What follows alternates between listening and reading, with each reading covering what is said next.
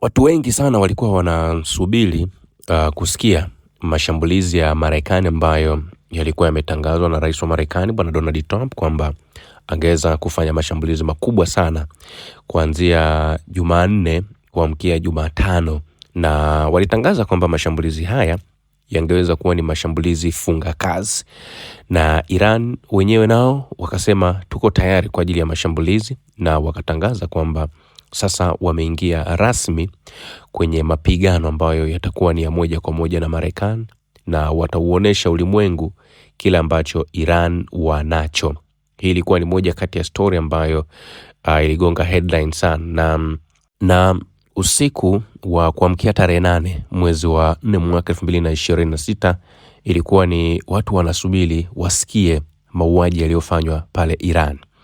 Lakini kwa mujibu wa taarifa ni kwamba Marekani wamekubali yaishe kwa Iran baada ya kutangaza kwamba wamesitisha kufanya mashambulizi dhidi ya miundombinu ya nishati ya Iran, ambapo ni usitishaji wa mapigano wa wiki 2 ili kujadiliana makubaliano ya amani ya muda mrefu ambayo yanatokana na pendekezo ambalo linaweza kutekelezeka la vipengele 10 kutoka Iran. Saa chache tu baada ya kuonya kwamba ustaarabu mzima utakufa usiku kwa maana civilization ikiwa Iran haitafungua mlango wa Hormuz, Trump amebadilisha msimamo kufuatia ombi la moja kwa moja kutoka kwa wapatanishi wa Pakistan.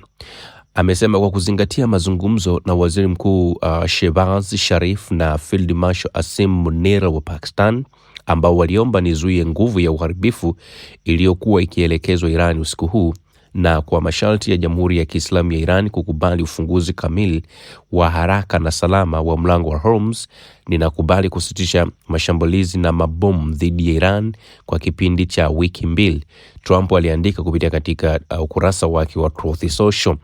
Ameeleza hatua hiyo ni usitishaji wa mapigano wa pande mbili, akiongeza kuwa Marekani tayari imetimiza na hata kuzidi malengo yake yote ya kijeshi.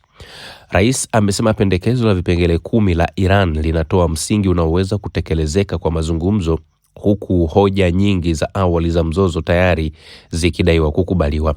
Hata hivyo, Trump ameonya kuwa pendekezo la Iran bado halitoshi katika hali yake ya sasa, na kwamba ataamuru mashambulizi mapya makubwa ya anga iwapo makubaliano ya mwisho hayatapatikana kabla ya muda wa mwisho. Baraza Kuu la Usalama wa Taifa la Iran limetangaza kuwa mazungumzo na Marekani yataanza Ijumaa April 10 mjini Islamabad, yakitenga kipindi cha wiki 2 ambacho kinaweza kuongezwa kwa makubaliano ya pande zote. Baraza hilo limetangaza ushindi wa kihistoria na mkubwa dhidi ya Marekani, wakidai kuwa Washington imelazimika kukubali mpango wa vipengele 10 wa Tehran kama msingi wa mazungumzo. Mpango huo unadaiwa kujumuisha ahadi za Marekani za kutoanzisha uchokozi, kuendelea kwa udhibiti wa Iran juu ya mlango wa Hormuz, kukubalika kwa urutubishaji wa uranium, kuondolewa kwa vikwazo vyote, kusitishwa kwa maazimio ya Baraza la Usalama la Umoja wa Mataifa na Wakala wa Kimataifa wa Nishati ya Atomic IAEA, kulipwa fidia vita, kuondolewa kwa majeshi ya mapigano ya Marekani katika eneo hilo, pamoja na kusitishwa kwa vita katika nyanja zote ikiwemo dhidi ya harakati ya Kiislamu ya upinzani nchini Lebanon. Na baraza pia limesisitiza kuwa umoja wa kitaifa lazima uhifadhiwe na kwamba mazungumzo haya ni mwendelezo wa uwanja wa mapambano. Pia wameonya kuwa ikiwa kujisalimisha kwa adui katika uwanja wa vita hakutageuka kuwa mafanikio ya kisiasa, wataendelea kupigana bega kwa bega hadi matakwa yote ya taifa la Iran yatakapotekelezwa. Kwa hiyo Iran wamekubali nao kusitisha hayo mapigano, lakini bado wamesitisha kwa condition za Iran. Yaani Marekani pamoja na washirika wake na Israel na wengine wamekubali masharti 10 ya Iran. Na mtakumbuka mara ya kwanza Marekani alikuwa amepeleka vipengele vyake 15, vipengele ambavyo vilikataliwa kabisa na Iran.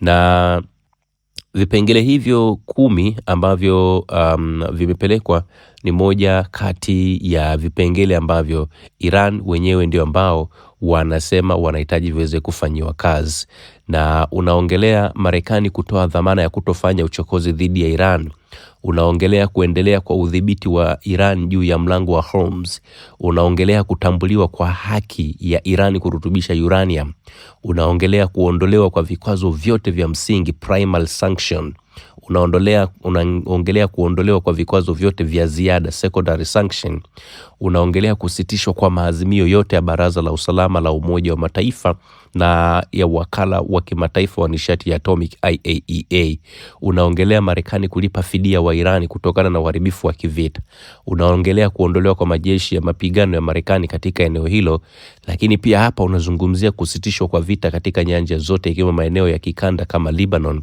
pamoja na makubaliano ya jumla ya kumaliza kabisa vita na kurejesha utulivu wa muda katika eneo hilo. Na mtakumbuka mpango huu uliwasilishwa kama masharti ya Iran kabla ya kusitisha vita kabisa, si makubaliano ambayo yamekubaliwa. Inahusisha usalama, uchumi na siasa katika maeneo hayo. Sasa baada ya tangazo hilo ambalo limetolewa, tumeona taarifa ambayo imetolewa na Said Abbas Arach, waziri wa mambo ya nje wa Jamhuri ya Kiislamu, ambaye amesema amezungumza kwa niaba ya Mojtaba Khamenei. Anasema, kwa niaba ya Jamhuri ya Kiislamu ya Iran, natoa shukrani na pongezi kwa ndugu zangu wapendwa, Mheshimiwa Waziri Mkuu wa Pakistan Sharif, Mheshimiwa Field Marshal Munir kwa juhudi zao zisizo na kuchoka za kumaliza vita katika eneo hili. Kwa mujibu wa ombi la kindugu la Waziri Mkuu Sharif kupitia ujumbe wake, na kwa kuzingatia ombi la Marekani la kufanya mazungumzo kwa msingi wa pendekezo lake la vipengele 15 pamoja na tangazo la rais wa Marekani kuhusu kukubali mfumo wa jumla wa pendekezo la Iran la vipengele 10 kama msingi wa mazungumzo, nimetangaza kwa niaba ya Baraza Kuu la Usalama wa Taifa la Iran yafuatayo: iwapo mashambulizi dhidi ya Iran yatasitishwa, vikosi vyetu vya ulinzi vyenye nguvu vitasitisha operation zao za kujihami. Kwa kipindi cha wiki 2, upitishaji salama katika mlango wa Hormuz utawezekana kupitia uratibu na vikosi vya ulinzi vya Iran kwa kuzingatia pia vikwazo vya kiufundi. Kwa hiyo Iran wamesema sio kwamba wanaufungua mlango huu wa Strait of Hormuz, lakini wao wanasema hivi: masharti atakayekidhi masharti ya Iran basi ataweza kupita katika mlango wa Strait of Hormuz. Na hapa pia tunaweza tukatoa ni kama angalizo pia kwa Iran, kwa sababu Marekani hii vita ya ground wameshindwa. Walitaka kupitia kule Isfahan wakashindwa, na wakataka kufanya mashambulizi hayo wameshindwa. Sasa wanaweza kawa wanajaribu kutengeneza a conspiracy theory nyingine trick kwa ajili ya kuweza kujipanga tena upya na kuwapanga majirani zao katika mapigano hayo. Lakini hii inaweza kawa pia ni trick ya Marekani kukimbia moja kwa moja vita hivi ambavyo vimewadharirisha sana. Sasa kupitia katika ile barua au ule ujumbe ambao ulitumwa na Waziri Mkuu wa Pakistan, huyo bwana Sharif alisema, kwa unyenyekevu mkubwa nina furaha kutangaza kwamba Jamhuri ya Kiislamu ya Iran na Marekani pamoja na washirika wao wamekubaliana kusitisha mapigano mara moja katika maeneo yote ikiwemo Lebanon na kwingineko kuanzia sasa na hapo baadaye. Na wakaribisha kwa moyo mkunjufu hatua hii ya busara na kutoa shukrani zangu za dhati kwa uongozi wa nchi zote mbili, na ninaalika ujumbe wao kufika Islamabad siku ya Ijumaa tarehe 10 Aprili 2026 kwa ajili ya kuendeleza mazungumzo yatakayolenga kufikia makubaliano ya mwisho ya kumaliza migogoro yote. Pande zote zimeonyesha hekima na uelewa wa hali ya juu na zimeendelea kushiriki kwa njia yenye kujenga katika kuendeleza ajenda ya amani na utulivu. Tunatumaini kwa dhati kwamba mazungumzo ya Islamabad yatafanikiwa kufikia amani ya kudumu, na tunatarajia kushirikiana katika kuleta habari njema siku zijazo. Hii ndio ujumbe ambao umeandikwa na Waziri Mkuu wa Pakistan kuhusiana na usitishwaji wa mapigano hayo au Marekani kukubali kusitisha hayo mapigano. Sasa kwa wale ambao wanajua kuhusiana na mambo ya vita, wanajua kabisa kwamba hii ni big victory kwa Iran. Kwa nini tunasema ni big victory? It is a big victory kwa sababu Marekani, matangazo waliokuwa wameyatoa ni matangazo ambayo yalikuwa yanaashiria kwamba wanayo nguvu ya kutosha kabisa ya kupambana na hiyo Iran. lakini kwa bahati mbaya sana Iran wamepambana to the extent kuhakikisha wanakabiliana na vitendo hivyo. Na tumeona Marekani sasa hivi bwana Donald Trump anapitia nyakati ngumu sana. Jana imepigwa kura ya kwanza, Baraza la Usalama la Umoja wa Mataifa jana walikaa kwenye kikao ambacho kilikuwa kinalenga kuishinikiza Iran iweze kufungua huo mlango wa bahari wa Strait of Hormuz, na mataifa mengi yalikuwepo, lakini Urusi pamoja na China walipiga kura ya veto. Unajua Urusi na China ni wanachama wa kudumu wa Baraza la Umoja wa Mataifa. Sasa walipiga kura ya veto turufu. Wakasema kinachotaka kufanywa ni mambo ya kijinga na Iran inayo haki kama mataifa mengine. Na hapo tukaona tena na kwenyewe Marekani yani wajumbe 55 kutoka ile House of Representative pamoja na maseneta wawili walisema kwamba wanahitaji rais wa Marekani bwana Donald Trump aondolewe madarakani kutokana na vitendo vyake ambavyo anavifanya. Wanasema ni vitendo vya hovyo zaidi. Sasa hili ni moja kati ya jambo ambalo pia limepata trend vibaya mno, na tunafikiria tuone kama rais wa Marekani bwana Donald Trump survive katika eneo hili. Tunapozungumza ni kwamba Wairani wengi sana wameposti, au mamilioni ya Wairani sasa hivi wapo mitaani wakishangilia kile ambacho kimefanywa na Marekani au kile ambacho kimefanywa na Iran, kwa maana ya kwanza kukubali kwamba wako tayari kuingia kwenye mapigano.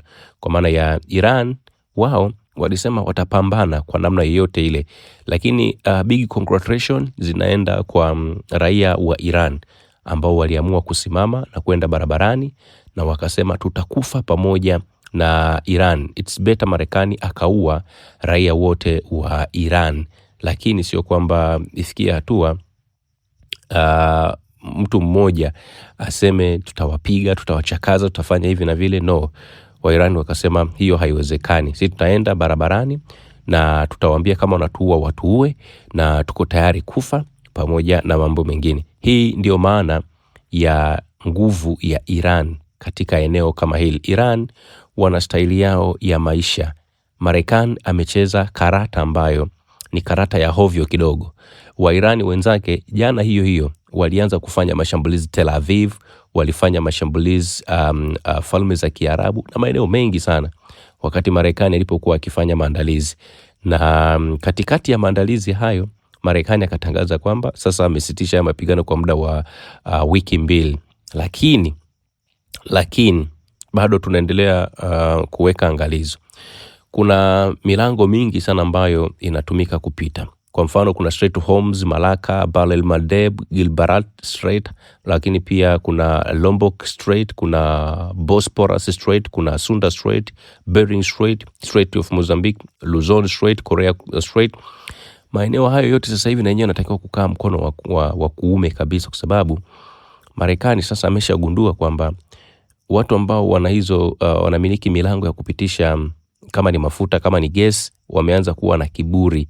Na kiburi hicho kinakuwa ni kiburi ambacho kwa sababu dunia nzima inahitaji maeneo hayo. Kwa hiyo Marekani sasa hivi anaweza akaanzisha operation ya kuhakikisha anadhibiti milango yote ambayo ni nyeti. Hiyo ni milango ya bahari, hiyo ni milango ya maziwa, kwa namna yoyote ile, ili kuhakikisha anaidhibiti asije akapata madhara au akaathirika kama alivyoathirika kule Iran. Tutafanya uchambuzi wa kina zaidi mapema ya tarehe 8 baada ya kuwa hii ripoti mmepokea usiku huu. Usisahau kusubscribe, like na kubonyeza alama ya kengele.